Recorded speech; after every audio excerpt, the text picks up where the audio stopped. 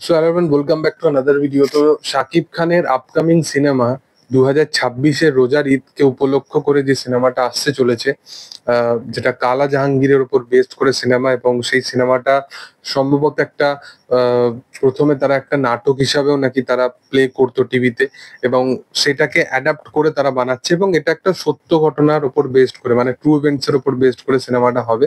এবং সেই অ্যাডাপ্টেশনের নামটা ছিল হচ্ছে কালা বলে। এবং এখানে once upon A time in Dhaka এরকম সামথিং নাম হতে পারে, নাহলে ডিফারেন্ট কিছু শাকিব খানকে নিয়ে করা যেতে পারে। এবং শাকিব খানের লুকটা কিরকম হতে চলেছে আমি সেটা দেখার জন্য বিশালভাবে এক্সাইটেড। মূলত তার চরিত্রের ওপর বা তার লুকের ওপর কিন্তু সে প্রচন্ডভাবে ওয়ার্ক করে।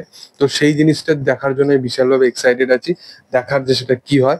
তবে শাকিব খানের এই সিনেমাতে যারা যারা মানে যেরকম কাস্টিং থাকতে চলেছে, মানে প্রত্যেকজন ভালো ভালো অভিনেতা।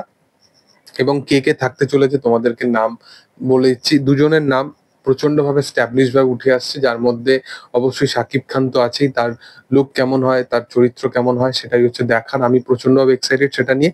এবং এর সাথে সাথে মধুমিতার নাম উঠে আসছে, মধুমিতা সরকার।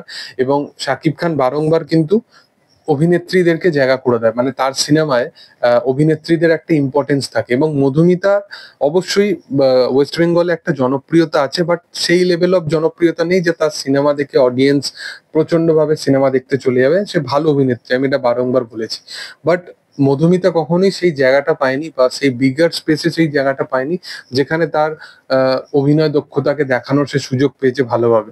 তো মূলত আশা করা যায় যে এই সিনেমা থেকে তার একটা ভালো চান্স আছে, যেখানে সে হয়তো শাকিব খানের অপোজিটে তাকে আমরা দেখতে পাবো, এবং একটা ভালো কিছু প্রজেক্ট হতে পারে যদি সবকিছু ঠিকঠাক থাকে। তবে এটা রিউমার উঠে আসছে যে মধুমিতা এই সিনেমায় অভিনেত্রী হিসাবে আছে।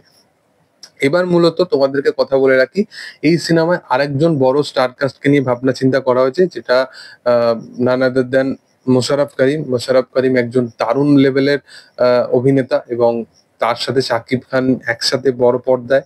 তো বিগেস্ট লেভেলে একটা সিনেমা হতে চলেছে এই সিনেমাটা। তো দেখার যে সিনেমাটা হয় কেমন, আমি প্রচন্ড এক্সাইটেড। এবং সিনেমার যেরকম বাজেট, সেরকম ভিজুয়ালি এবং যা যা আপডেট পাওয়া যাচ্ছে সেগুলো সত্যি অনবদ্য। দেখার যে সিনেমাটা হয় কেমন। তবে তোমাদের কি বক্তব্য এই বিষয় নিয়ে সেটা তোমরা অবশ্যই কমেন্টে জানিও। ভিডিও যদি ভালো লেগে থাকে অবশ্যই লাইক করো, শেয়ার করো, সাবস্ক্রাইব করো। এবং তোমরা স্টার কাস্ট হিসাবে আর কোন কোন অভিনেতাকে দেখতে চাও, মানে তোমাদের কি কি ফ্যান্টাসি আছে, সেই জিনিসটাও অবশ্যই তোমরা কমেন্টে জানাতে পারো। ভিডিও ভালো লাগলে অবশ্যই লাইক করো, শেয়ার করো, সাবস্ক্রাইব করো চ্যানেলটিকে, এবং পাশে থাকা বেল আইকনটা অবশ্যই প্রেস করে দিও। Thank you all, by.